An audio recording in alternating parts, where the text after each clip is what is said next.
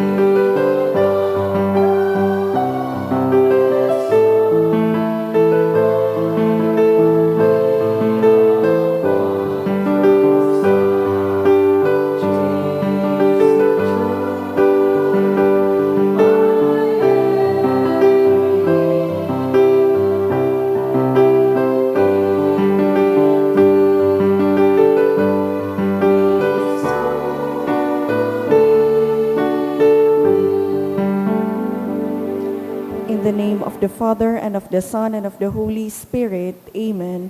The Lord is the strength of his people, the saving refuge of his anointed. Save your people, O Lord, and bless your inheritance. Hear, O Lord, the sound of my call. Be my helper, do not forsake me, O God, my Savior. Who made heaven and earth. O Heavenly Father, we beg you through our Lord Jesus Christ, whom you have made the sacrifice that takes away our sins, to receive our prayers and offerings, and through him to give us the grace to be reconciled to you and to one another. Then, being at peace with you and each other, we may be able to offer sacrifices of praise with the holy apostle St. Jude Thaddeus before your altar in heaven above. This we ask of you, who are blessed forever. Amen. Please kneel. Most holy apostle St. Jude Thaddeus, faithful servant and friend of Jesus, the name of the traitor who delivered your beloved Master into the hands of his enemies, has caused you to be forgotten by many, but the Church honors and invokes you universally as the patron of hopeless cases and of things despaired of. Make use, I implore you, of that particular privilege accorded to you to bring visible and speedy help where help is almost despaired of.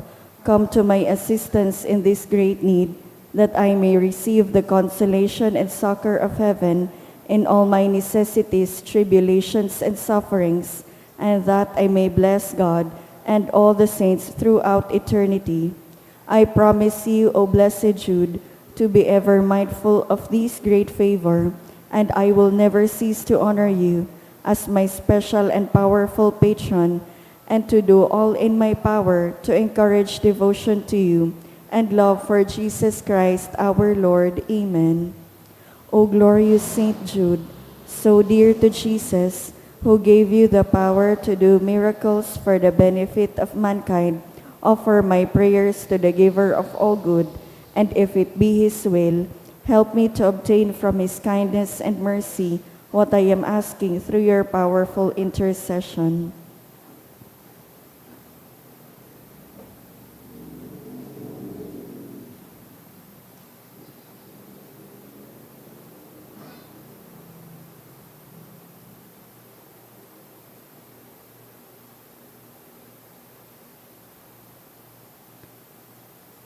Intercessions. Lord Jesus, you manifest your presence, person, and power in your saints. Through St. Jude, you show your love and kindness toward all. Hear our prayer as we honor you in St. Jude. Help those who are poor, who have no food or homes to seek work. Hear our prayer as we honor you in St. Jude. Heal the sick and depressed. Let the lonely know the comfort of your love. Assist all in need of your mercy. Hear our prayer as we honor you in St. Jude. Show your continuing love to our friends and benefactors, and to those who join with us in these prayers. Hear our prayer as we honor you in St. Jude. Console and comfort the sinner and the forgotten, those dying at this moment, and grant eternal rest to our beloved dead. Hear our prayer as we honor you in St. Jude. O glorious Apostle, St. Jude Thaddeus, true relative of Jesus and Mary, I praise and thank God for all the graces He has bestowed upon you. I humbly prostrate before you. I implore you to gaze upon me with compassion. Despise not my poor prayers. Let not my trust be confounded. To you God has given the privilege of aiding mankind in the most desperate cases. Come to my aid that I may praise the mercies of God. All my life I will be your grateful devotee until I can thank you in heaven. Amen. Saint Jude, comforter of the sorrowing and refuge of sinners. With confidence we invoke you. Saint Jude, special patron in hopeless cases. Aid us in our distress. Saint Jude, friend of our Savior. Show us the face of Jesus and we shall be saved. Saint Jude, pray for us. And for all invoke your aid. Pamibi para sa katuninongan sa banwa. Oratio Imperata, pamibi laban sa bagyo asin iba pang mga kalamidad, amang makakamhan, iniitaas mi ang samong mga puso sa pagpapasalamat, huli kan mga ngangalasan kan sa imong linalang, huli kan sa imong pangataman sa pagtao mo kan samong mga pangangaipo digdi sa daga, asin huli kan sa imong kadunongan na nagaantabay kan lakaw kan bilog na kinaban.